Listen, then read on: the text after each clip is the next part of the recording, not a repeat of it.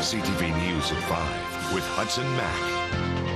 A violent purse snatching has left an 85-year-old Victoria woman in the hospital tonight suffering from a broken shoulder. She was knocked to the ground yesterday afternoon in the James Bay neighborhood by a thug who was trying to take her purse. And police need your help tonight as they try to find the coward. Police say the senior was knocked down in the 500 block of Simcoe Street. She put up a fight, but the thief managed to get away. During the struggle, she suffered a broken shoulder. Vic PD searched the area with the help of a canine unit, but couldn't find the robber. Police are asking one thing of the robber tonight: to turn himself in.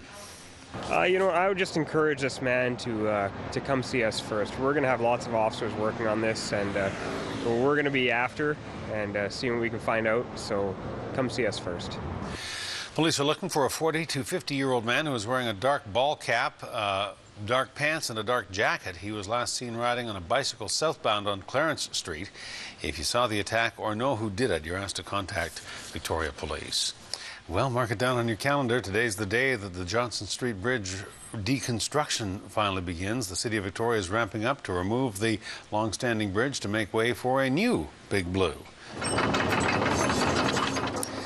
Contractors with Ruskin Construction are starting work to remove the existing bridge and to relocate the TELUS lines which serve Victoria West to Esquimalt and the Department of National Defence.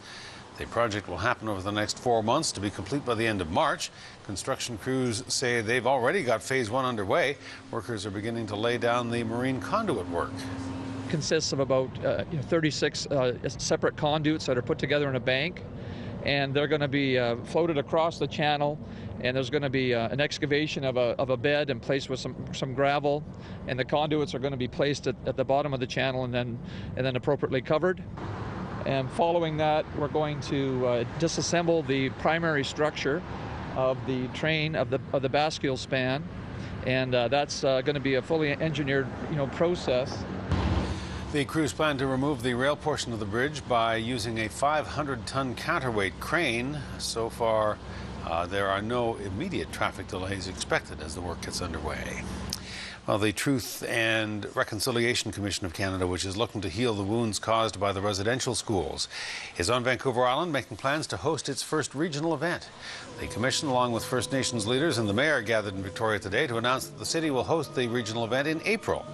The group says more than 2,000 residential school survivors from the island will be taking part in activities that will help them share their stories and continue to recover. The move comes after the head of a federal commission on First Nations schools said the Aboriginal housing crisis in Attawapiskat shows that there is still deep social division between First Nations and other Canadian citizens, and the commission says it hopes to bridge that gap. The man convicted in the death of a member of Victoria's street community is in jail tonight. A judge has given Christopher Groves a 1-year prison sentence, 2 years probation and 250 hours of community service after a jury found him guilty of manslaughter in the death of Ariana Simpson. Groves pushed Simpson into the path of a transit bus in February 2009 at the corner of Quadra and Pandora after following a friend to the area who was looking to buy cocaine. The judge commented that Groves showed disrespect to the street community during the incident, calling the people junkies and crack addicts. The victim's family, however, is happy with the sentence. You read Christopher Groves' letter to the court. What struck you about it? No remorse. He showed no remorse in the letter to the judge. He did not take responsibility for his actions.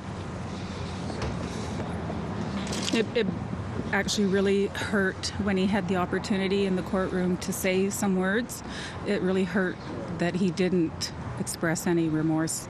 It would have meant a lot to me to hear him say, "I'm very sorry for what happened," and it didn't happen, and that pains me. Groves pleaded for leniency, but the judge believed that he had not accepted total responsibility for his actions. Also in the courts, 2 Brentwood Bay men have been found guilty in a shocking case of animal cruelty. David Whiffen and Clayton Cunningham starved their 27-year-old Appaloosa horse to the point of emaciation, then hanged the horse to death, tying him by rope to an excavator. The pair was found not guilty, however, of the criminal charge of not providing suitable needs for the animal. Or was found guilty of that, rather. The court, however, granted a judicial stay of proceedings on the criminal code charge that was laid in the horse's death, saying there wasn't enough evidence that the horse suffered before it died. The BC SPCA says it is outraged. You know, we're pleased that the judge did find that they weren't providing adequate care for the horse, for Jalupe, and that they were negligent in keeping him healthy. We are disappointed with the stay of proceedings with regards to the hanging, you know, and just hope that, you know, if there's future incidents such as this, that, you know, there will be precedent setting, and that, you know, no normal person would hang a horse. The men face a maximum $5,000 fine, up to 6 months in jail. They are also forbidden from owning animals. Well, there was a posthumous honor today for a lieutenant from Victoria at a ceremony in Ottawa. The Governor General is honoring members of the Canadian Forces who have displayed devotion to duty in combat and gallantry. The Meritorious Service Medal was awarded to the late Lieutenant Andrew Nuttall. His brother John was in Ottawa to receive the award in his brother's honour this morning. Nuttall is being awarded for his dedication to service and for his time served as a platoon commander from October through December 2009 in Afghanistan. 3 military valor decorations and 42 meritorious medals were given to members of the Canadian and Allied forces today. Fire broke out at a dairy farm in Black Creek this afternoon, sending plumes of thick smoke into the sky. The fire started in the machine room filled with farm equipment, antique vehicles and boats. A number of propane tanks were also being stored in the building. Firefighters say it was too dangerous to go inside, so they launched an external attack. We've had lots of little explosions as various propane bottles are going off and aerosols. And you can see the magnesium are probably burning still in some of the vehicles there. There's a bit of damage to the ceiling and the beams. We've got a big I-beam come down, so we've done this strictly from the front. We're not going inside. I know it falling on my guys. The structure's gone, and most of the contents are gone anyway, so we're just concentrating on getting the flames out. No one was hurt in the fire. The investigators are still trying to figure out what caused it. Crews from 19-wing Comox launched a dramatic rescue last night after a sailor suffered severe injuries on board a bulk log carrier. The ship sent a call for help late in the morning. A crew member was badly injured, had hurt his leg and needed immediate medical attention.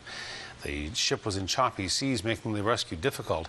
When the CFB Comox chopper arrived with the Sartex on board, the ship was being tossed around in massive swells 8 meters high. 2 Sartex were lowered onto a small area on the stern.